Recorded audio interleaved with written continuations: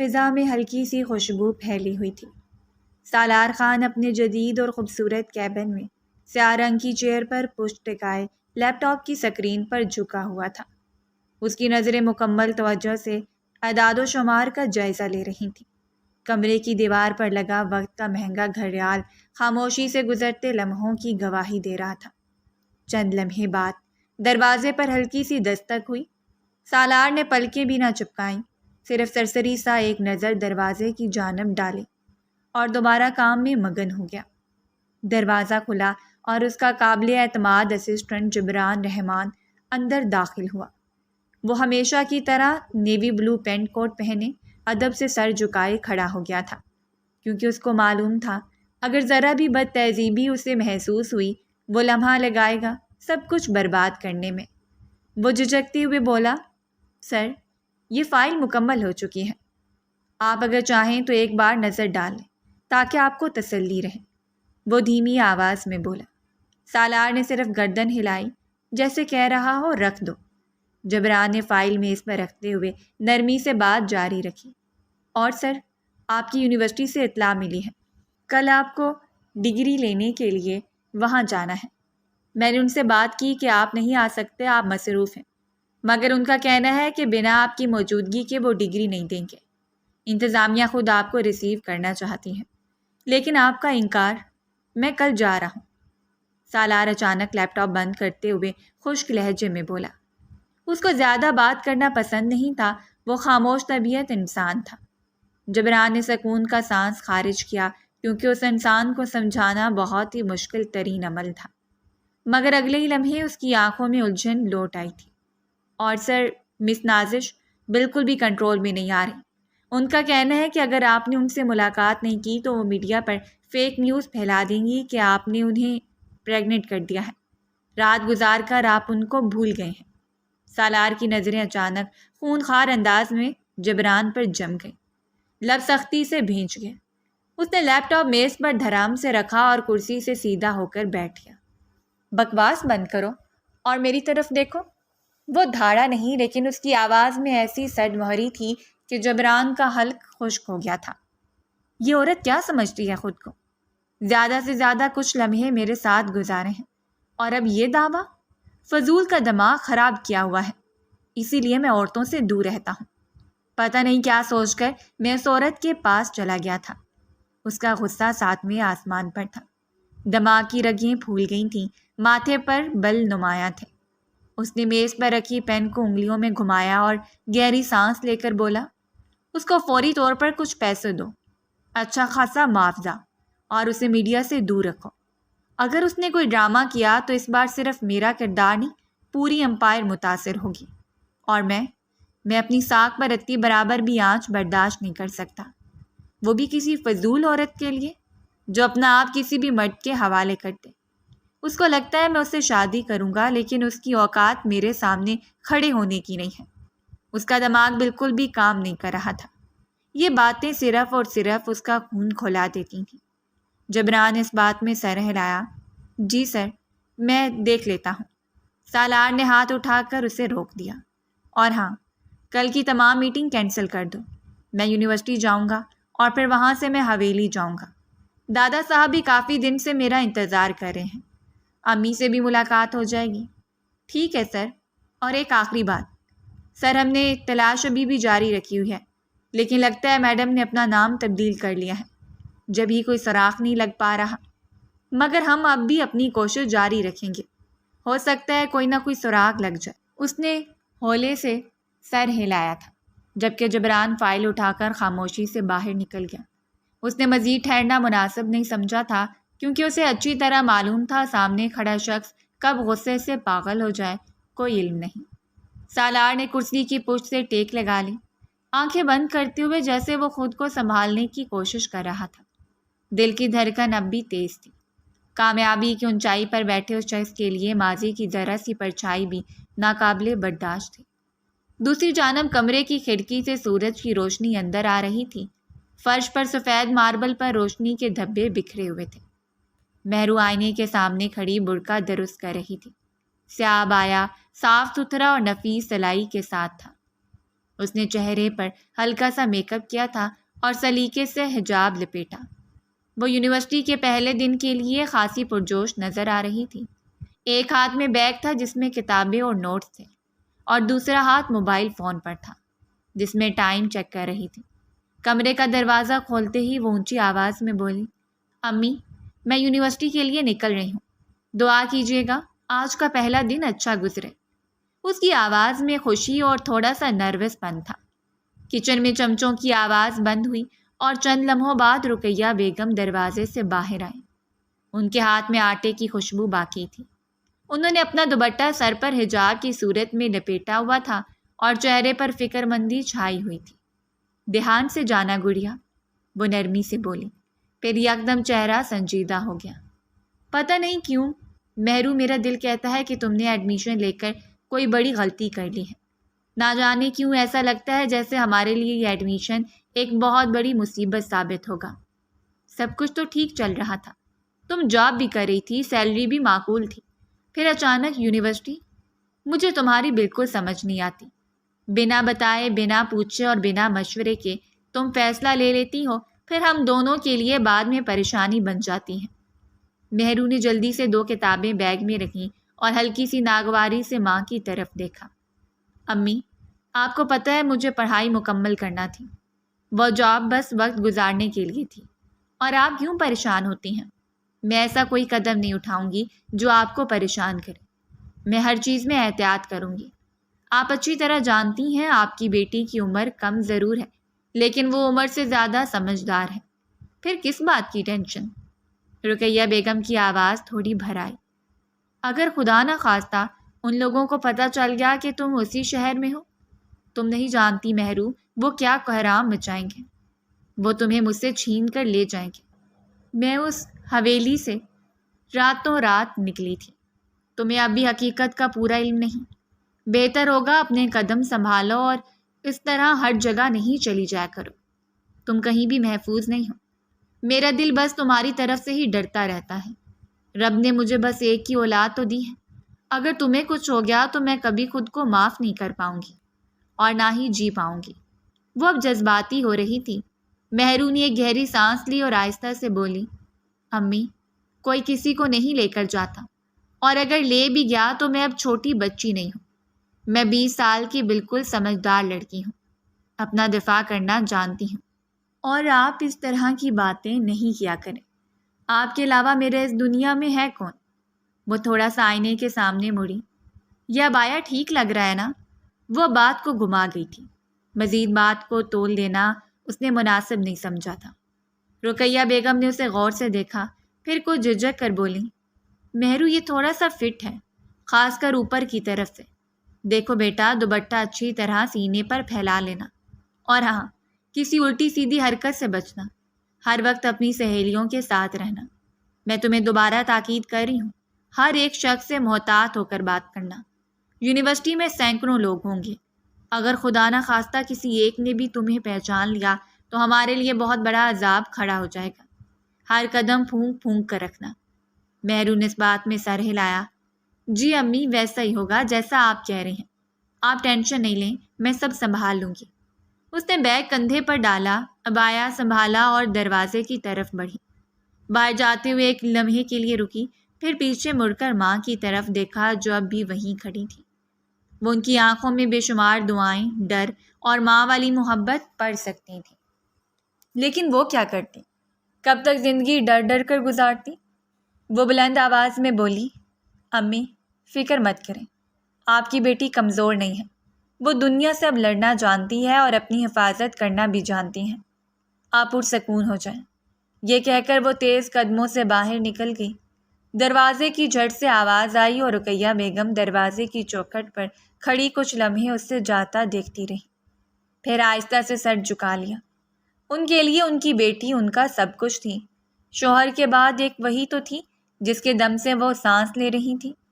اگر اسے کچھ ہو جاتا تو وہ کبھی خود کو معاف نہیں کر پاتی، لیکن وہ جانتی نہیں تھی کہ زندگی میں اب کس طرح کا بدلاؤ آنے والا ہے۔ جس چیز سے وہ ڈر کر ہمیشہ اپنی بیٹی کو اپنی آغوش میں چھپاتی آئی تھیں، ان کے لیے کیسی مشکل کھڑی ہونے والی ہے۔ یونیورسٹی کے ایڈمن بلاک میں طلبہ کی لمبی قطار لگی ہوئی تھی۔ ہر طرف شور اور چہل پہل کا ماحول تھا۔ دیواروں پر اعلانات چسپاں تھے اور فضا میں کاغذوں کی سرسراہٹ اور قدموں کی آوازیں گونج رہی تھیں۔ مہرو خاموشی سے اپنی فائل ہاتھ میں لیے قطار میں کھڑی تھی۔ اس کا دوپٹہ سلیقے سے سینے پر پھیلا ہوا تھا۔ آنکھیں بے چینی سے ادھر ادھر گھوم رہی تھیں۔ وہ اب تک کسی سے جان پہچان نہیں کر پائی تھی۔ نئی جگہ، اجنبی چہرے اور دل میں چھپا ماضی کا ڈر اسے کچھ زیادہ ہی محتاط رکھے ہوئے تھا۔ بے شک وہ اپنی ماں کے سامنے بہت کچھ بول لیتی تھی، مگر ان کی باتوں سے کئی حد تک وہ خود بھی خوفزدہ تھی۔ اسے اپنی آزادی بہت عزیز تھی اور اس آزادی کی قیمت ہی وہ اپنے ڈر سے ادا کر رہی تھی۔ قطار آہستہ آہستہ آگے بڑھ رہی تھی۔ وہ اپنے بیگ سے ایک فارم نکال رہی تھی جب اچانک اس کے آگے کھڑے نوجوان نے اپنے کوٹ کی جیب میں ہاتھ ڈالنے کی کوشش کی، لیکن اگلے ہی لمحے اس کی سخت کونی پوری قوت سے مہرو کے سینے کے مقام پر لگی۔ جیسے ہی چوٹ لگی، مہرو چند لمحے کے لیے سن ہو گئی۔ اس کا چہرہ سرخ ہو گیا، سانس جیسے رک گئی ہوں۔ وہ ایک دھان پان سی لڑکی تھی، اتنی گہری چوٹ وہ برداشت نہیں کر پائی تھی۔ چند لمحے بعد وہ ہوش میں آئی اور ایک جھٹکے سے پیچھے ہوئی۔ نگاہ سامنے اٹھائی، وہ شخص بھی معذرت کرنے کے لیے پلٹا ہی تھا۔ وہ کوئی اور نہیں بلکہ سالار خان تھا، جو آج اپنی ڈگری حاصل کرنے کے لیے یونیورسٹی آیا تھا۔ اس نے اپنی نظریں اٹھا کر اسے دیکھا ہی تھا کہ سالار نے جلدی سے بولنے کی کوشش کی۔ سوری میں نے، مگر الفاظ اس کے لبوں پر ہی تھی کہ ایک زوردار تھپڑ اس کے چہرے پر پڑا۔ آواز اتنی بلند تھی کہ آس پاس سب لوگ چونک کر پلٹے۔ سالار کا چہرہ جھٹکے سے ایک طرف ہوا اور وہ آنکھوں میں حیرت لیے مہرو کو دیکھنے لگا۔ شرم آنی چاہیے، مہرو کی آواز میں گرج تھی۔ یہ تعلیمی ادارہ ہے، بازار نہیں۔ ہاتھ اپنے کنٹرول میں رکھیں، ورنہ میں وہ سبق سکھاؤں گی کہ زندگی بھر یاد رکھیں گے۔ اسے چوٹ کی تکلیف نہیں ہوئی تھی، مگر جس جگہ اس نے کونی ماری تھی وہ چیز اسے آگ لگا گئی تھی۔ اسی لیے بنا سوچے سمجھے وہ کر رہی تھی، اس بات سے بے خبر کہ سامنے کھڑا شخص کوئی معمولی شخصیت نہیں ہے بلکہ سالار خان ہے، ایک امیر بزنس ٹائکون جو اپنی طاقت سے ہر شے کو مات دے سکتا ہے۔ سالار کے چہرے پر اب حیرانی کی جگہ غصہ ابھرنے لگا تھا، لیکن وہ اب بھی بول نہیں پا رہا تھا۔ مہرو قدم آگے بڑھاتے ہوئے بولی، میں ان لڑکیوں میں سے نہیں ہوں جو آپ جیسے مردوں کے پیچھے بھاگتی ہیں۔ میں مہرو ہوں اور مجھے آپ جیسے انسانوں سے بات کرنا بھی گوارا نہیں۔ سمجھ آئی؟ بدتمیز انسان، اپنا آپ دکھاتے ایسے ہیں جیسے بہت تمیز تہذیب والے ہیں، مگر ان کی فطرت میں ہی شیطانیت بھری ہوتی ہے۔ میرا بس چلے تو آپ جیسے لوگوں کو زمین میں زندہ گاڑ دو۔ اس کے منہ میں جو آیا تھا وہ بولتی چلی گئی تھی اور بنا سوچے سمجھے وہ قطار سے نکل کر تیزی سے آگے بڑھ گئی۔ اس کو وہاں کھڑے رہنا بھی اپنی توہین محسوس ہو رہی تھی۔ ہر قدم میں غصہ، تکلیف اور عناب بول رہی تھی۔ ادھر سالار کے ارد گرد کئی طلبہ جمع ہو چکے تھے۔ کچھ اسے پہچان کر حیران کھڑے تھے تو کچھ دبی دبی ہنسی ہنس رہے تھے۔ سالار کا چہرہ غصے سے سرخ ہو رہا تھا، اس کے جبرے بھینچ گئے تھے۔ تھپڑ کی جلن شاید اس کے غرور سے زیادہ اس کی انا کو جلائے جا رہی تھی۔ اچانک جبران دوڑتا ہوا آیا۔ سر آپ ٹھیک ہیں؟ وہ صرف ڈاکومنٹس دیکھنے کے لیے دوسرے بلاک کی طرف گیا تھا اور اسی دوران ہنگامہ برپا ہو گیا تھا۔ سالار سر جھکا کر سرد لہجے میں بولا، 2 گھنٹے بعد اس لڑکی کو میرے فارم ہاؤس پر پہنچا دینا، ورنہ جو کہرام میں مچاؤں گا تم نے تصور بھی نہیں کیا ہوگا۔ اگر اپنی جان عزیز ہے تو میرے حکم کی تعمیل ہو جانی چاہیے۔ معافی اس لڑکی کو کسی قیمت پر نہیں ملے گی۔ لیکن سر، جبران نے کچھ کہنا چاہا، اسے یہ سب مناسب نہیں لگ رہا تھا۔ ایک چھوٹی غلطی بھی اس کے لیے بڑی مصیبت بن سکتی تھی، مگر سالار کی نظریں اتنی خنجر جیسی تھیں کہ وہ خاموش ہو گیا۔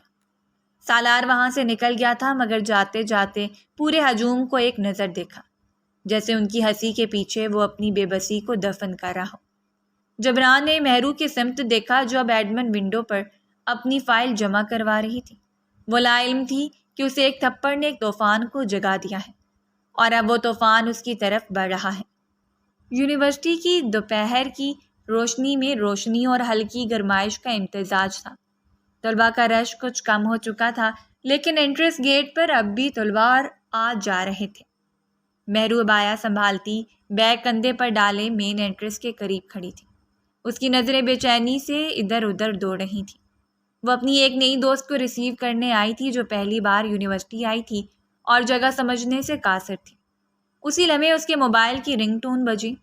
اس نے بیگ سے فون نکالا اور کال ریسیو کی۔ ہاں کلثوم، کہاں رہ گئی تم؟ مجھے یہاں بلا کر بے وجہ تم نے کھڑا کیا ہے۔ تقریباً 15 منٹ سے میں یہاں کھڑی ہوں، وہ سادہ لہجے میں بولی۔ دوسری جانب سے آواز آئی، مہرو مجھے مین انٹرس ہی نہیں مل رہا، میں بہت کنفیوز ہو رہی ہوں۔ ایک کام کرو، تم پارکنگ ایریا کی طرف آ جاؤ، میں وہیں ہوں۔ سمجھ نہیں آ رہا کس سمت جاؤں۔ پوچھتے ہوئے بھی لوگوں سے ڈر لگ رہا ہے، کہیں کوئی ریگنگ ہی نہ کرتے۔ مہرو نے چہرے پر بیزاری کے آثار ظاہر کیے۔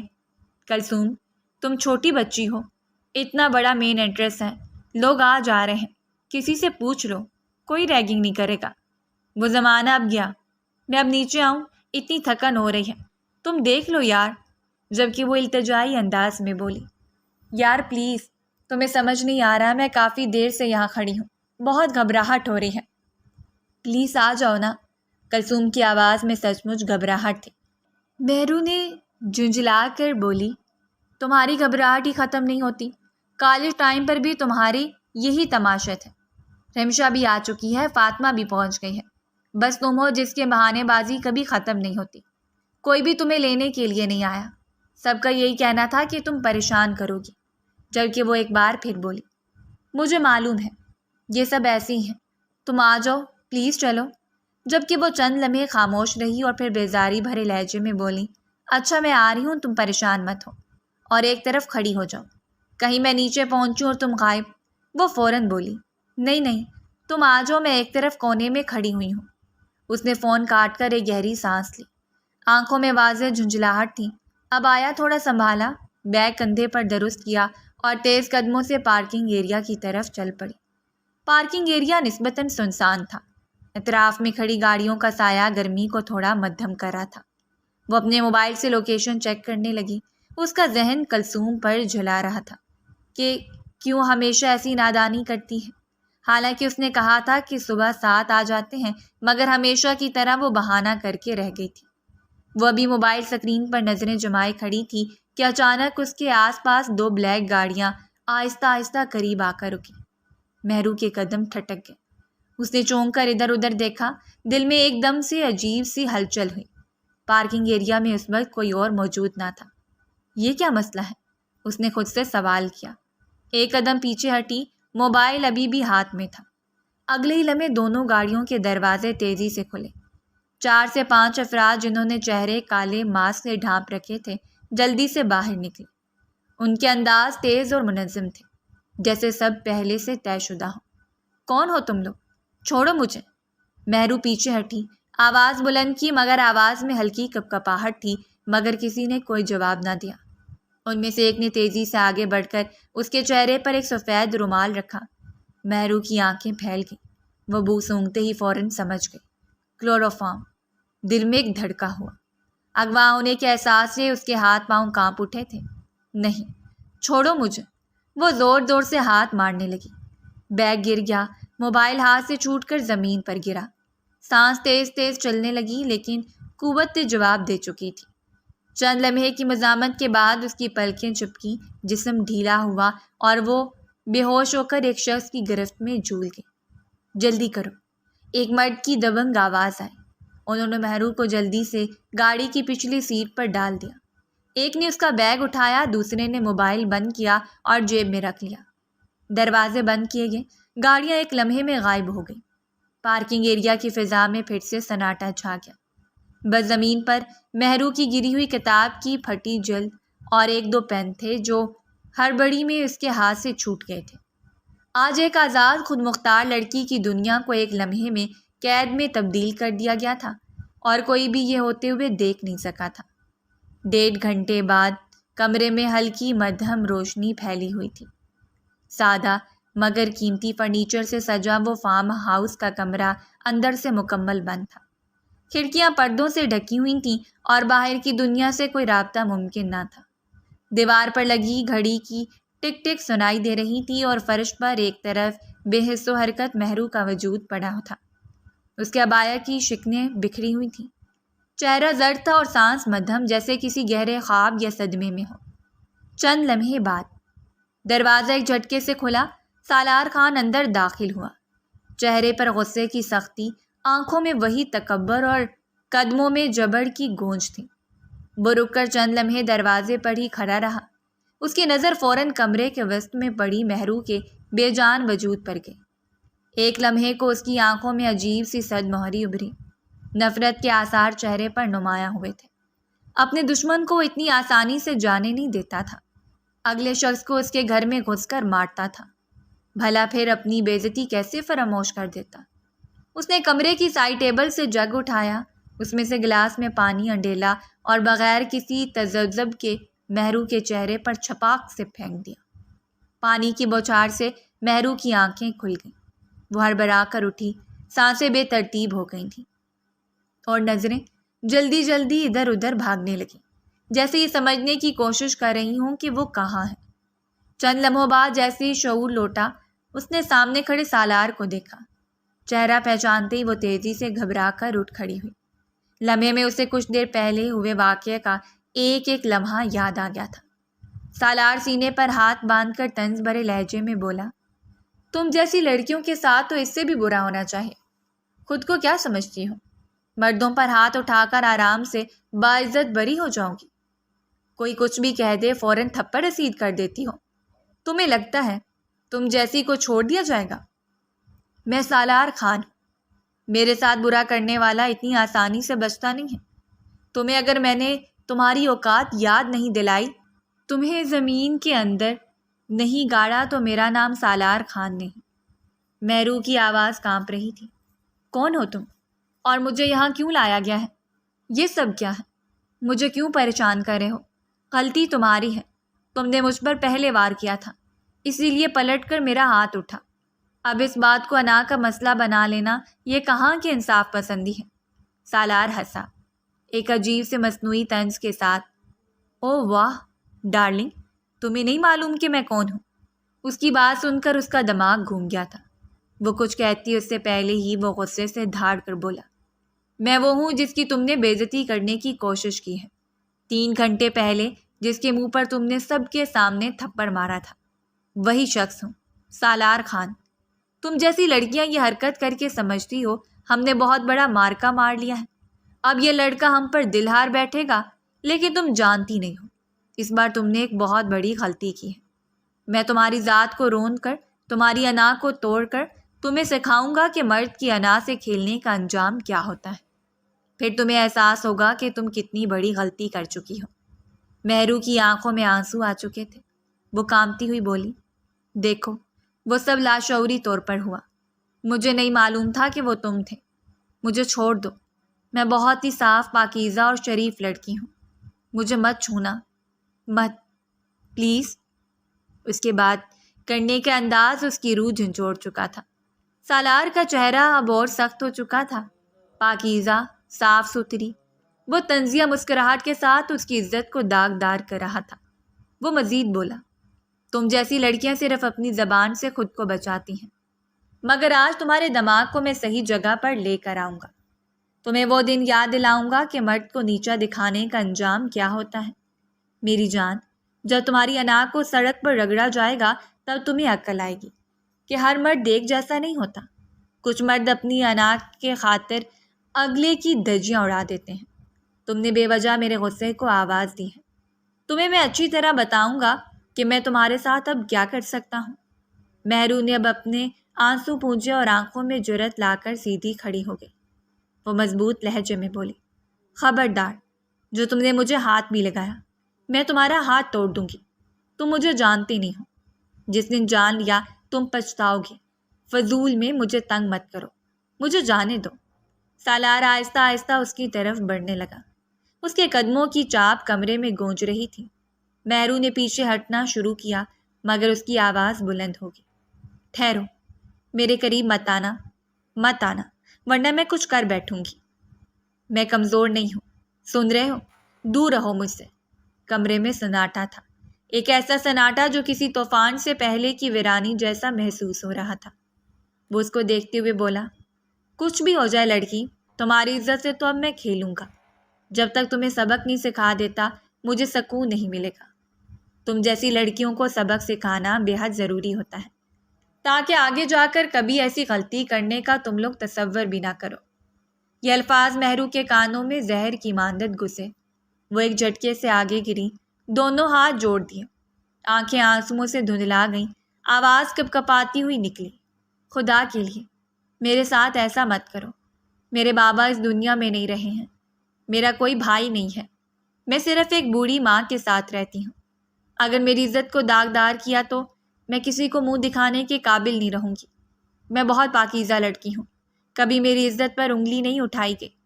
میں تمہارے آگے ہاتھ جوڑتی ہوں، میرے ساتھ کچھ بھی غلط نہیں کرنا، مجھے جانے دو، رب سے ڈرو۔ ہر شخص کو مرنے کے بعد اپنے رب کو منہ دکھانا ہے، کیا تم اس فعل کے بعد اپنے رب کے روبرو ہو پاؤ گے؟ وہ تھوڑا سا اور جھکی، جیسے زمین اسے اپنے اندر سمیٹ لے۔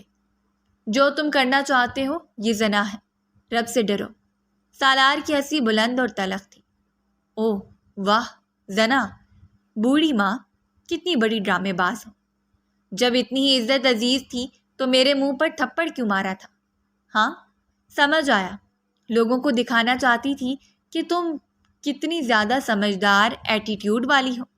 آج اگر تمہارا ایٹیٹیوڈ میں نے اپنے قدموں تلے نہیں روندا تو میرا نام سالار خان نہیں۔ تمہیں لگتا ہے کہ سب بہت آسان ہے، آج میں تمہیں بتاؤں گا کہ سب کچھ کتنا مشکل ہو جاتا ہے جب انسان غلطی کر بیٹھے۔ مہرو کی سسکیوں میں شدت آ گئی۔ آپ مجھے مت سمجھائیں، مجھے سب کچھ سمجھ آ گیا ہے، میں غلط تھی، معافی مانگتی ہوں۔ خدا کے لیے اگر تم کہو تو میں یونیورسٹی میں سب کے سامنے معافی مانگ لوں گی، لیکن یہ مت کرو۔ میں تمہارے آگے ہاتھ جوڑتی ہوں، میری ماں مر جائے گی، وہ یہ صدمہ کبھی بھی برداشت نہیں کر پائے گی۔ سالار کا چہرہ ایک پل کو سختی سے بھرا، آنکھوں میں سرد برف جیسا جمود، پھر آہستہ سے بولا، تم کچھ بھی کہو، میں وہی کروں گا جو میں نے سوچا ہے۔ میرے سامنے رونے دھونے کا کوئی فائدہ نہیں ہے، کیونکہ جو میں سوچ لیتا ہوں وہ میں کر کے رہتا ہوں، اور میں نے یہ سوچ لیا ہے۔ مہرو کے اندر ایک ٹوٹا ہوا لمحہ آیا، وہ بالکل ساکت ہو گئی، چند لمحوں تک سانس لینے تک کا ہوش نہ رہا۔ پھر اس نے دھیرے سے سر اٹھایا اور ہچکیوں کے درمیان بہت نرم مگر پختہ آواز میں بولا، تم بہت ظالم انسان ہو سالار خان، تمہارے اندر خوف خدا نہیں ہے، مجھے سمجھ آ چکا ہے، تم واقعی مجھے برباد کیے بغیر نہیں چھوڑو گے، لیکن تم سے ایک درخواست ہے، مجھ سے نکاح کر لو، نکاح کے بعد جو تمہیں کرنا ہے کر لینا، پھر چاہے طلاق دے دینا، مجھے منظور ہے، لیکن کم سے کم یہ گناہ تو نہ کرو، میں اس گناہ کے ساتھ زندہ نہیں رہ پاؤں گی۔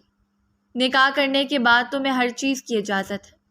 وہ اب سمجھوتا کر چکی تھی، اسے سمجھ آ گیا تھا جو شخص اسے یونیورسٹی سے ہی اغوا کر سکتا ہے وہ واقعی اس کو تباہ بھی کر سکتا ہے، اسی لیے اس نے بیچ کا راستہ نکالا تھا، کیا پتہ رہائی مل جائے۔ یہ سن کر سالار کے چہرے پر ایک لمحے کے لیے حیرت نمودار ہوئی، وہ خاموشی سے اسے دیکھتا رہا۔ مہرو کی آنکھوں میں درد، عاجزی اور عزم کی ملی جلی کیفیت تھی، جیسے وہ اپنے آپ کو قربان کر رہی ہو، مگر کسی حد سے نیچے گرنے کے لیے نہیں۔ سالار نے چند قدم پیچھے ہٹ کر گہری سانس لی، پھر زہریلی مسکراہٹ کے ساتھ بولا، انٹرسٹنگ، یہ ایڈونچر میرے لیے کافی مزیدار ہو سکتا ہے۔ چلو ٹھیک ہے، میں مولوی کا بندوبست کرتا ہوں، پھر تمہیں نکاح کے بعد روند کر طلاق دے دوں گا، میرا بدلہ مکمل ہوگا، تمہاری عزت بھی جائے گی، اور تمہارے وجود پر طلاق کا داغ بھی لگے گا، تب شاید سمجھ آ جائے کہ مرد کی انا سے کھیلنا کیسا مہنگا پڑتا ہے۔ اس کے بعد تم کبھی کسی کے ساتھ کوئی غلط کام نہیں کر پاؤ گے، ہاتھ اٹھانے سے پہلے 1000 بار سوچو گے۔ یہ کہتے ہی وہ تیزی سے دروازے کی طرف مڑا اور کمرے سے باہر نکل گیا تھا۔ دروازہ بند ہوتے ہی مہرو کے اندر کی ساری ہمت جیسے زمین بوس ہو گئی تھی، وہ زمین پر بیٹھ گئی، چہرہ ہاتھوں میں چھپا لیا اور سسکیاں بھرنے لگی۔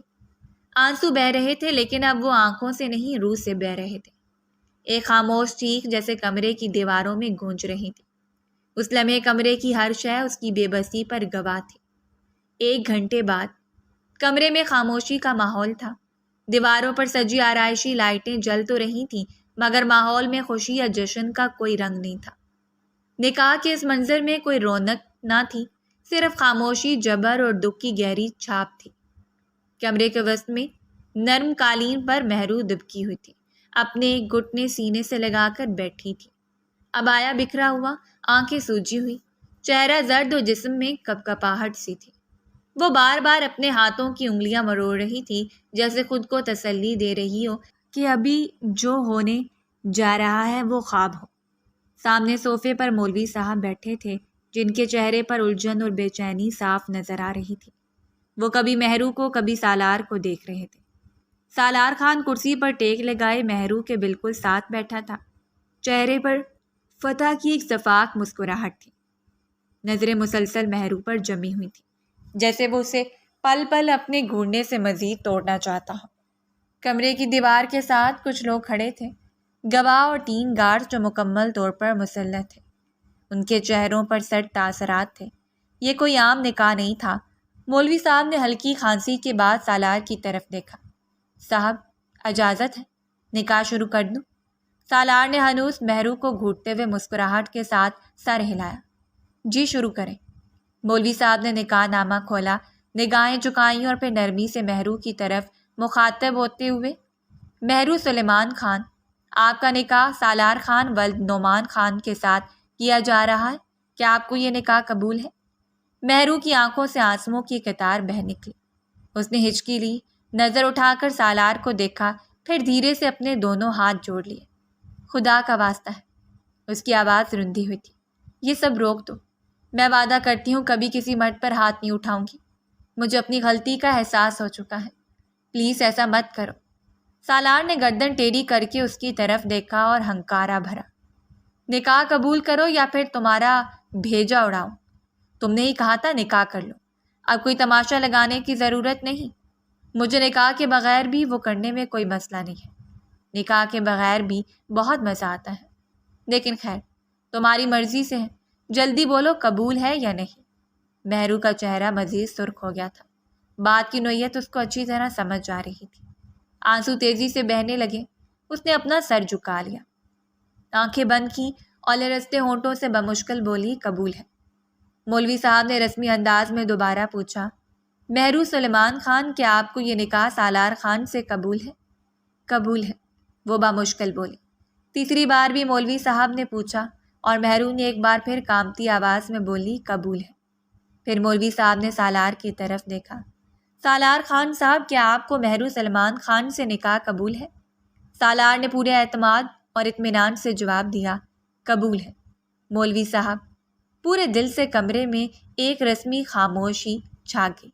مولوی صاحب نے نکاح مکمل ہونے کا اعلان کیا اور نکاح نامے پر دستخط کی کارروائی کا آغاز کیا، لیکن اس لمحے مہرو کی آنکھوں میں صرف ایک اندھیرا تھا اور دل میں ایک ایسا زخم جس کی گہرائی لفظوں میں بیان نہیں ہو سکتی تھی۔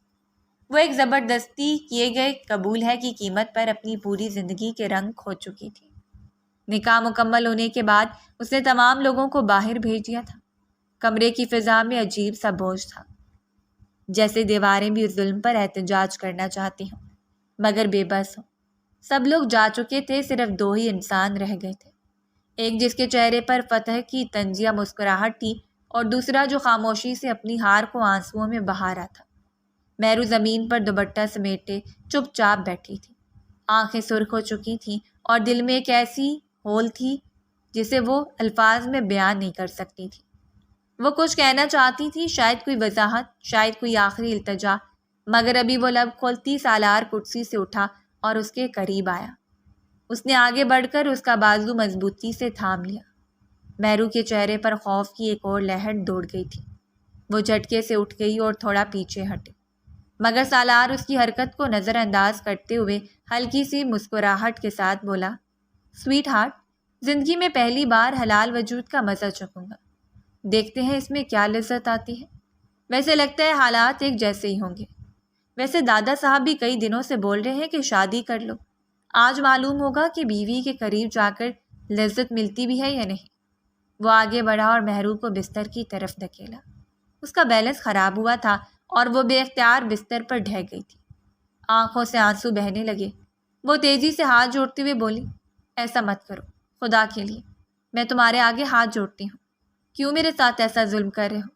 میں نے کچھ نہیں کیا تمہارے ساتھ، بس ایک غلطی کی تھی، بس اتنی سی، اس کی اتنی بڑی سزا مت دو۔ میں تمہارے آگے ہاتھ جوڑتی ہوں، میں سب کے سامنے تم سے معافی مانگوں گی۔ میری ذات کو برباد مت کرو، مجھے اتنا ذلیل مت کرو کہ میں کبھی خود سے نظریں نہیں ملا پاؤں، رب کی مجھے بخش دو۔ سالار ہنسا، ایک بے حس ہنسی جس میں رحم نام کی کوئی شے نہ تھی۔ بہت بڑی ڈرامے باز ہو تم، پہلے خود کہا نکاح کر لو، اب نکاح کر لیا ہے تو بھی نوٹنکی۔ اب اپنی زبان کو بند رکھو، مجھے تمہارے منہ توڑنے میں کوئی دقت نہیں ہوگی۔ تم جیسی لڑکیاں بس دکھاوا کرتی ہیں، اندر سے پوری ہوتی ہوں۔ مہرو نے اب سر جھکا لیا تھا، اس کی آنکھوں سے مسلسل آنسو بہہ رہے تھے۔ اس نے چہرہ اپنے دوپٹے میں چھپا لیا اور سسکیاں دبانے کی کوشش کی، مگر آواز باہر آ ہی گئی تھی جبکہ وہ آگے بڑھا تھا اور اس کا ہاتھ بے دردی سے نوچ کر پرے پھینکا تھا اور زبردستی اس کی سانسیں دبوچ لی تھی۔ وہ مچل اٹھی تھی، لیکن وہ اپنے لمس میں شدت بڑھاتا جا رہا تھا۔ اس کو بالکل رحم نہیں آ رہا تھا کہ وہ کیا کر رہا ہے۔ وہ تڑپ کر چلائی، چھوڑ دو مجھے، مت کرو میرے ساتھ ایسا، خدا کے لیے رحم کھاؤ مجھ پر۔ لیکن وہ سالار خان تھا، مر سکتا تھا لیکن رحم ہرگز نہیں کھا سکتا تھا۔ وہ اب اس کی گردن پر شدت سے جھکا تھا اور اپنا لمس وہاں چھوڑنے لگا تھا۔ اس کے ہاتھ بے باک انداز میں پورے وجود میں سرایت کر رہے تھے۔ وہ ہزار موت مر رہی تھی۔ یہ لمس اس کے شوہر کا تھا، مگر نہ جانے کیوں اس وقت اسے ایک عذاب کی مانند لگ رہا تھا۔ وہ بری طرح مچل رہی تھی اور اس کی گرفت سے آزاد ہونے کی جدوجہد کر رہی تھی، لیکن یہ ایک مشکل ترین عمل تھا۔ وہ اس کو بری طرح اپنی آغوش میں جکڑا ہوا تھا۔ دھیرے دھیرے اس کی شدتیں بڑھنے لگی تھیں اور اس معصوم کی مزاحمت اب دم توڑ گئی تھی۔ اسے سمجھ آ چکا تھا یہ انسان مر جائے گا لیکن اب رہائی نہیں دے گا، اس لیے وہ اپنا ڈھیلا چھوڑ گئی تھی اور اسے آزادی مل گئی تھی سب کچھ کر جانے کی۔ 1.5 گھنٹے بعد کمرے میں نیم تاریکی چھائی ہوئی تھی۔ ہوا بند تھی، پردے ساکت اور دیواروں پر لٹکی قیمتی آرٹ کی تصویریں جس سے وقت کی ساکت گواہی دے رہی تھی۔ فرش پر پڑی نرم قالین مہرو کے بے سدھ وجود کے نیچے دبی ہوئی تھی۔ وہ بالکل ساکت لیٹی تھی جیسے اندر کی جان ہی چھن گئی ہو۔ اس کے چہرے پر سوجے ہوئے تاثرات، بند آنکھیں اور سانسوں کی رفتار سست تھی۔ سالار خان صوفے پر بیٹھا کچھ لمحے خاموشی سے اسے دیکھتا رہا۔ اس کے ماتھے پر ہلکی سی شکن تھی، جیسے اندر کہیں کوئی بات کھٹک رہی ہو۔ پھر وہ جیب سے نوٹوں کی گڈی نکال کر بے دلی سے اس کے قریب پھینکتا ہوا طنزیہ ہنسی کے ساتھ بولا، بہت مزہ آیا تمہارے ساتھ، بڑی کمال کی ہو تم۔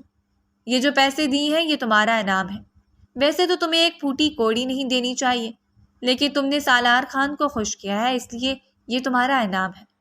مہرو بے ہوش تھی، اس کے تاثرات میں کوئی حرکت نہ تھی۔ اس کا ارادہ ایک بار پھر اس کے قریب جانے کا تھا، لیکن جیسے ہی آگے جھک کر اس نے گردن پر اپنے ہونٹ رکھنے کی کوشش کی، اس کی نظر اچانک مہرو کی گردن کے کنارے پر پڑی۔ ایک ہلکے رنگ کا چھوٹا سا برتھ مارک، بالکل ویسا جیسا آگے وہ سوچ بھی نہیں پایا تھا۔ اس کا پورا وجود ساکت رہ گیا تھا۔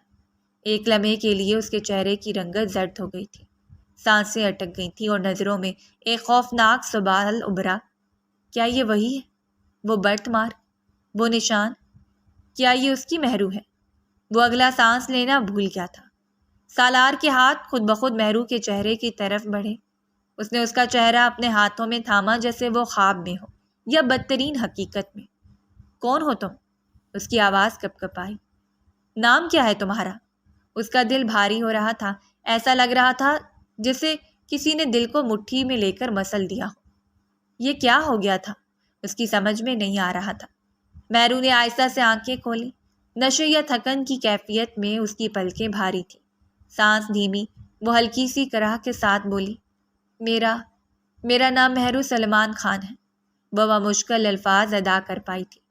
یہ نام سنتے ہی سالار کے پیروں تلے زمین نکل گئی۔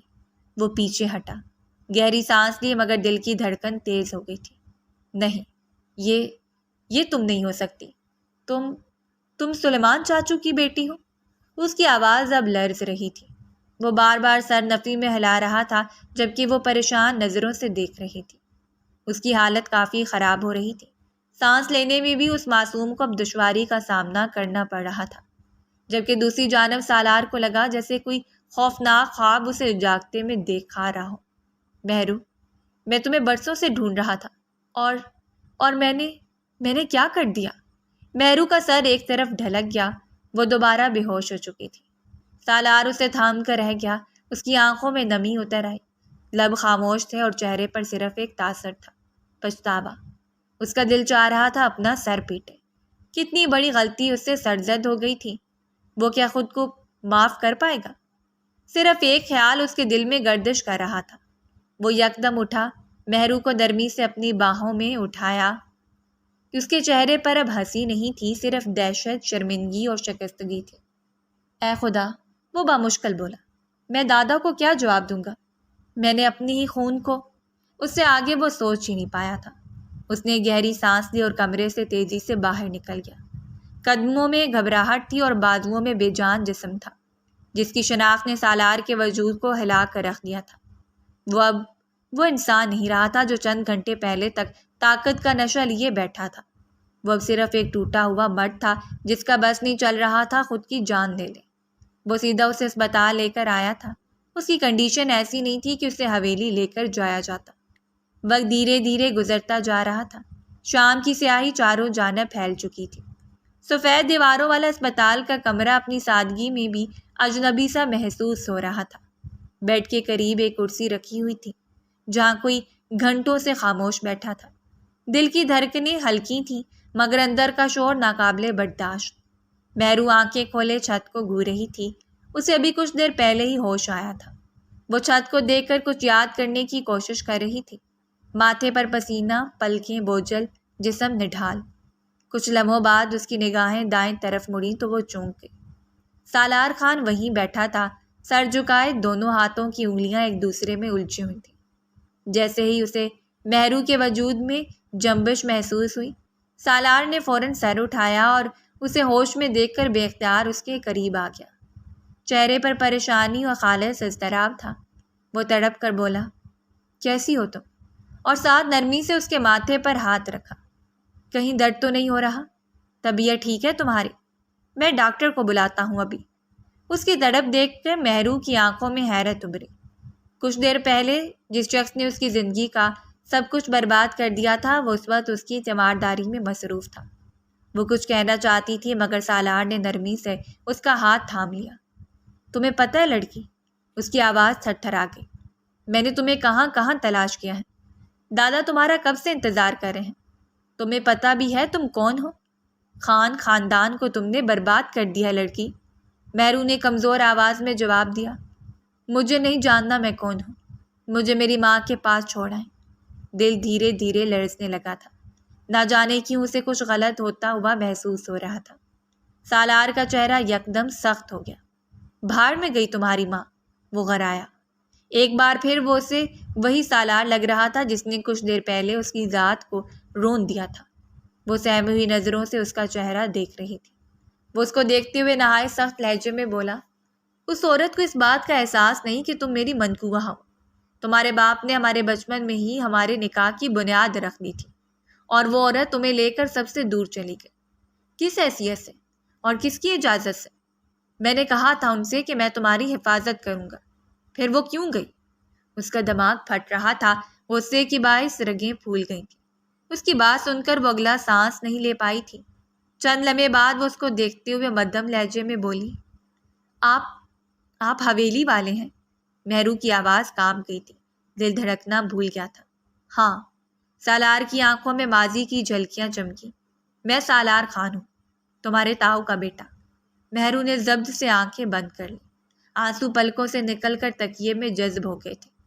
گھر چلو، سب کچھ ٹھیک ہو جائے گا۔ تمہاری ماں نے سب کچھ بگاڑا ہے لیکن اب سب کچھ سنوارا جائے گا۔ مہرو رخ موڑتے ہوئے روتے ہوئے بولی، کہیں نہیں جانا مجھے۔ بالکل ٹھیک کیا تھا امی نے کہ آپ سے مجھے دور کر دیا۔ میں نے دیکھ لیا ہے آپ میں کتنی حیوانیت ہے۔ آپ انسان کہلانے کے لائق نہیں ہیں۔ اگر میری جگہ کوئی اور ہوتی، کیا آپ اس کے ساتھ بھی ایسا ہی کرتے؟ سالار کا سر جھک گیا، پلکیں بھیگ گئیں۔ وہ تھوڑا آگے ہوا، دھیمی آواز میں بولا، چپ ہو جاؤ پلیز، تمہاری طبیعت ابھی ٹھیک نہیں ہے، تمہیں سٹریس نہیں لینا چاہیے۔ اور آئی ایم ریئلی سوری یار، پلیز معاف کر دو، یہ سب انجانے میں ہوا، میں نے نہیں پہچانا تمہیں۔ مہرو نے کوئی جواب نہیں دیا، وہ فقط خاموشی سے رخ موڑ کر سسک رہی تھی۔ خاموشی کے اس لمحے میں سالار کا دل اپنے ہی ہاتھوں میں لرزتا محسوس ہوا تھا۔ وہ کچھ کر نہیں سکتا تھا، فقط اپنی غلطی کا یہ بوجھ تلے دبے اس کی تکلیف کا تماشائی بنا رہ گیا تھا۔ شام کے سائے تیزی سے پھیل رہے تھے، آسمان نارنجی اور سرمئی رنگوں میں لپٹا ہوا تھا۔ مہرو بار بار رکنے کی التجا کرتی رہی۔ اس نے کئی بار اس کے سامنے گزارش کی تھی کہ اسے اس کی ماں کے گھر چھوڑ دو، مگر وہ سالار خان تھا جس نے 15 سال اس کی یاد میں گزار دیے تھے۔ بھلا ایسے کیسے وہ اسے جانے دیتا؟ سالار اس کا ہاتھ مضبوطی سے تھامے اسے سہارا دیے حویلی کے بڑے دروازے کی جانب بڑھا۔ دونوں کے قدموں کی چاپ دروازے کے بھاری پٹ سے ٹکرائی تو اندر موجود سناٹے میں ارتاش دوڑ گیا تھا۔ جیسے ہی وہ اندر داخل ہوئی، سالار کے قدم ایک لمحے کو رک گئے۔ مہرو کی سانسیں الجھ گئی تھیں۔ سامنے وسیع ہال کے بیچوں بیچ رقیہ بیگم مراد خان کے قدموں میں بیٹھی گریہ زاری کر رہی تھی۔ آنکھیں سرخ اور آواز کانپ رہی تھی۔ اطراف میں حویلی کے دیگر مکین خاموش کھڑے تھے، جیسے کسی بڑی سزا کی منتظر ہو۔ مہرو کی آنکھیں نم ہو گئیں۔ وہ بے اختیار پکار اٹھی، امی، میں یہاں ہوں۔ وہ سالار کا ہاتھ چھڑا کر ان کے پاس جانا چاہتی تھی، مگر وہ اسے مضبوطی سے تھام کر کھڑا تھا۔ رقیہ بیگم چونک کر پلٹی۔ لمحے بھر کو ان کی آنکھیں مہرو کو پہچاننے سے قاصر رہیں، لیکن پھر لڑکھڑاتے قدموں سے وہ بیٹی کی طرف لپکی اور تڑپ کر اسے گلے لگا لیا۔ میری بچی، میری جان، تو ٹھیک ہے نا؟ مہرو ان کے سینے سے لگ کر پھوٹ پھوٹ کر رونے لگی، گویا اندر کا سارا زہر آنکھوں سے بہہ رہا ہو۔ اب یہ منظر جاری تھا کہ مراد خان دھاڑے، دور کرو میری پوتی سے اس عورت کو۔ شرم و حیا، عزت لحاظ کچھ نہیں بچا اس عورت میں۔ ہمارے خون کو ہم سے چھین کر بھاگی تھی۔ کیا سمجھتی تھی اپنے آپ کو یہ؟ سالار آگے بڑھ کر مضبوطی سے بولا، دادا صاحب پلیز ایسے مت بولیں، وہ ماں ہے، میری بیوی کی ماں۔ مراد خان نے تیوری چڑھائی، غصے سے پلکیں لرزی، مگر سالار رخ رقیہ بیگم کی طرف موڑ کر بولا، چاچی صرف ایک سوال ہے، آپ نے مجھے کس بات کی سزا دی؟ میں تو اس سے بے پناہ محبت کرتا تھا، آپ کو ایک ایک چیز معلوم تھی۔ رقیہ بیگم کی آنکھوں میں پانی اتر آیا تھا۔ انہوں نے لرزتے ہوئے لہجے میں جواب دیا، بیٹا ہر چیز محبت نہیں ہوتی، تم جانتے ہو اس حویلی کا دستور، یہاں لڑکیوں پر کیسا جبر ہوتا ہے۔ جب تمہارے چاچا کا انتقال ہوا تو میں ڈر گئی تھی، بہت زیادہ۔ مجھے لگا میری بیٹی اس ماحول میں سانس نہیں لے پائے گی۔ میں صرف اپنی بچی کو بچانا چاہتی تھی۔ وہ سر جھکا کر بولی۔ سالار کی آواز بھرا گئی، کس سے بچا رہی تھی؟ اس کے اپنے شوہر سے۔ میں تھا اس کا محافظ۔ میں نے تب بھی کہا تھا آپ سے کہ میں مہرو کا خیال رکھوں گا، مگر آپ نے ایک بار بھی نہیں سوچا کہ میں اس کے بغیر کیسے جیوں گا۔ مہرو خاموش کھڑی رہی، حیران پریشان سی، جیسے صدیوں پرانی کہانی اچانک آنکھوں کے سامنے کھل گئی ہو۔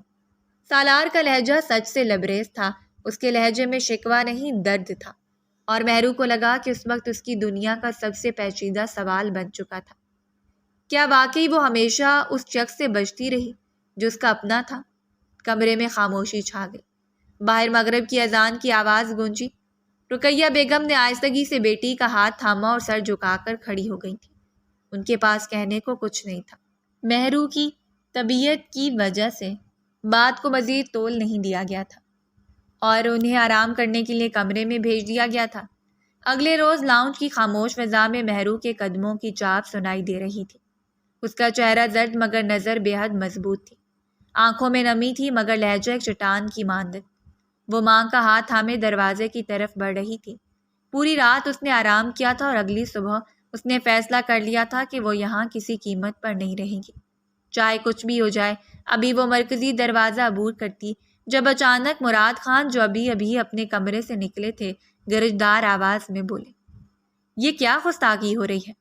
تم سن نہیں رہی؟ مہرو کہیں نہیں جائے گی۔ مہرو کے قدم رکے۔ اس نے آہستگی سے پلٹ کر دادا کی جانب دیکھا، پھر ٹھہرے لہجے میں بولی، میں یہاں نہیں رہ سکتی۔ آپ لوگ جانوروں جیسے ہیں جن کے دل میں رشتہ، رواج اور عزت کی کوئی جگہ نہیں۔ میری ماں نے ٹھیک فیصلہ کیا تھا، وہ مجھے ظلم سے بچا لے گئی تھی، میں ان کی عزت کرتی ہوں۔ مراد خان نے غصے سے قدم آگے بڑھائی تھے کہ سالار کی آواز پیچھے سے ابھری، مہرو رک جاؤ پلیز، میں تم سے معافی مانگنا چاہتا ہوں، سب کے سامنے تمہارے قدموں میں بیٹھ کر۔ مجھے نہیں معلوم تھا کہ تم میری مہرو ہو۔ میری غلطی کی سزا دادا صاحب کو مت دو، انہوں نے برسوں تمہارا انتظار کیا ہے۔ مہرو نے پلٹ کر ایک گہری نظر ڈالی، اس کی آنکھوں میں حقارت تھی۔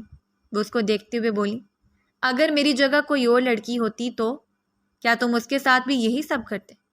کیا نکاح، تعلق، محبت سب زبردستی مسلط کر دیتے؟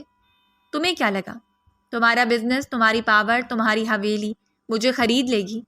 میں مر جانا پسند کروں گی، لیکن تم جیسے مرد کو کبھی شوہر کے طور پر قبول نہیں کروں گی، اور یہاں کے مکین کو بھی اپنا خاندان بول نہیں کروں گی جس نے میری ماں کو بے عزت کیا۔ سالار کے چہرے پر شرمندگی پھیل گئی تھی۔ وہ نیچے جھک کر زمین پر دوزانوں ہو گیا اور مہرو کے قدموں پر سر رکھ دیا تھا۔ وہاں موجود ہر شخص نے حیران ہو کر سالار خان کو دیکھا تھا، جو آج پہلی بار کسی لڑکی کے قدموں میں جھکا ہوا تھا۔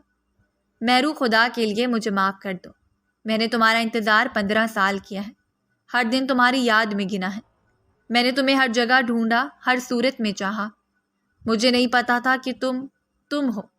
مہرو نے فوراً اپنے قدم پیچھے ہٹا لیے، جیسے اس کے لمس سے خود کو بچا رہی ہو۔ تم مجھ سے محبت کرتے ہو تو پھر میری آزادی کی عزت کرو۔ اگر تم واقعی محبت کرتے ہو تو مجھے جانے دو، کیونکہ اب میں اس قید، اس ظلم، اس جھوٹ کو مزید نہیں سہ سکتی۔ مراد خان غصے سے کچھ بولنے کو آگے بڑھے ہی تھے کہ سالار نے ہاتھ اٹھا کر انہیں روک دیا۔ وہ اب اس پر زبردستی اپنی ضد مسلط نہیں کرنا چاہتا تھا۔ وہ ان کو دیکھتے ہوئے بولا، دادا نہیں، وہ ٹھیک کہہ رہی ہے۔ مہرو نے اپنی ماں کا ہاتھ تھاما اور دھیرے سے قدم بڑھاتی ہوئی دروازے کی طرف بڑھی۔ یاد رکھنا سالار خان، محبت زبردستی سے نہیں کی جاتی، عزت کے بغیر رشتہ صرف قید ہوتا ہے، میں اس قید میں نہیں جینا چاہتی۔ دروازہ کھلا، باہر کی دھوپ اندر چمکی اور مہرو قدم باہر رکھ کر ایک نئے باب کی طرف بڑھ گئی۔ بغیر پلٹ کر دیکھے حویلی کی فضا جیسے چند لمحے کو ساکت ہو گئی تھی۔ سالار خان کی نظریں دروازے پر جمی رہی تھیں۔ وقت دھیرے دھیرے گزرتا جا رہا تھا۔ 2 مہینے ایک طویل وقت تھا، خاص طور پر جب ہر دن کا آغاز پچھتاوے اور ہر رات کا اختتام معافی کی التجا پر ہو۔ اس روز اس نے اسے جانے دیا تھا، مگر وہ پلٹ کر ان کے گھر ہر روز جاتا تھا۔ سالار خان نے ہر رات اس کے قدموں میں بیٹھ کر معافی مانگی تھی۔ اس کی آنکھوں میں تھکن نہیں بلکہ نرمی تھی، اس کے لہجے میں غرور نہیں بلکہ عاجزی تھی۔ وہ لڑکی جسے وہ کبھی شدت سے ٹھکرا چکا تھا، آج اسی کے در پر جھک کر اپنے گناہوں کی تلافی کر رہا تھا۔ اس دوران وہ کسی اور کی طرف دیکھنا تو دور، خود کو بھی آئینے میں دیکھنے سے شرماتا تھا۔ وہ ان کے گھر کے خرچے اٹھا رہا تھا، یونیورسٹی کی فیس ادا کر رہا تھا، ڈرائیور کو خود اس کی خدمت پر مامور کیا تھا۔ وہ انکار کرتی، لیکن رقیہ بیگم کی آنکھوں میں اسے وہی سالار دکھائی دیتا تھا جو ان کا خواب تھا۔ آخر وہ بیٹی کی ماں تھی۔ دل نرم پڑ گیا۔ ان کی دعاؤں میں اب دعا نہیں، صرف ایک آس تھی۔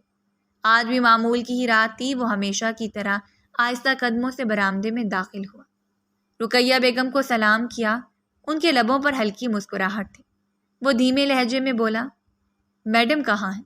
انہوں نے کمرے کی طرف اشارہ کیا۔ سالار نے خاموشی سے سر جھکایا اور کمرے کی طرف قدم بڑھا دیے۔ دروازہ کھولتے ہی جیسے وقت رک سا گیا۔ اس کی آنکھوں کے سامنے وہ لڑکی موجود تھی جس نے اسے صبر، درد، پچھتاوے اور محبت کا مطلب سکھایا تھا۔ لال جوڑے میں سادگی کے باوجود ایسی دلکش جیسے محبت کا مجسم روپ ہو۔ وہ بیڈ کے کنارے بیٹھی تھی، سالار کو دیکھ کر اٹھ کھڑی ہوئی، آنکھوں میں شوخی واضح تھی۔ وہ دھیرے دھیرے قدم بڑھاتی اس کے بالکل سامنے آ کر رک گئی تھی۔ سالار کی نظریں نیچی تھیں، جیسے وہ اس کے حسن کو دیکھنے کا بھی اہل نہ ہو۔ اس نے دھیرے سے ہاتھ بڑھایا اور اپنی باہوں کا ہار اس کے گلے میں ڈال دیا، جبکہ وہ حیرت سے اس کی جانب دیکھنے لگا تھا۔ اس کی جانب دیکھتے ہوئے بولی، سالار خان، آپ کا معافی نامہ منظور کیا جاتا ہے۔ میں نے کبھی سوچا بھی نہیں تھا کہ میں آپ کو معاف کروں گی، لیکن آپ کی عاجزی مجھے بہت پسند آئی ہے۔ سالار کی آنکھیں نم ہو گئی۔ وہ بمشکل بولا، جب انسان دل سے محبت کرتا ہے نا تو ساری عاجزی خود بخود اس میں آ جاتی ہے۔ لیکن بس ایک بار اور معاف کر دو، انجانے میں بہت بڑی غلطی کر بیٹھا تھا۔ وہ اس کے مزید قریب ہوئی، اس کے کندھے پر ہاتھ رکھا اور نرم لہجے میں بولی، جو ہو گیا سو ہو گیا، اب ہم دونوں ایک نئی زندگی کا آغاز کریں گے۔ میں تیار ہوں آپ کے ساتھ چلنے کے لیے۔ سالار کی آنکھوں میں چمک آ گئی۔ وہ بے اختیار ہنسا، جیسے برسوں بعد دل کو قرار آیا ہو۔ کیا واقعی؟ اس نے سر ہلایا۔ ہاں، لیکن اب مجھے نیچے مت دیکھنا۔ میری آنکھوں میں دیکھو اور وعدہ کرو کبھی تکلیف نہیں دو گے۔ سالار نے شدت سے سر ہلایا۔ نہیں دوں گا، اب تو سانس بھی تمہاری مرضی سے لوں گا۔ وہ اسے گود میں اٹھا چکا تھا جیسے زندگی بھر کی تھکن آج ختم ہو گئی ہو۔ وہ ہنستا گھومتا اس کے کہکوں کو اپنے دل پر نقش کرتا رہا۔ پورے کمرے میں خوشبو بکھر گئی تھی، محبت کی معافی کی نئی شروعات کی۔ یہ اختتام نہیں تھا بلکہ ایک ایسی محبت کا آغاز تھا جس میں درد کی سزا اور محبت کا انعام دونوں تھا۔ سالار خان جو کبھی غرور کا نشان تھا آج عاجزی کا پیکر بن چکا تھا، اور وہ لڑکی جس نے صبر کا ہر امتحان خاموشی سے سہ لیا تھا آج ایک نئی روشنی میں داخل ہو رہی تھی۔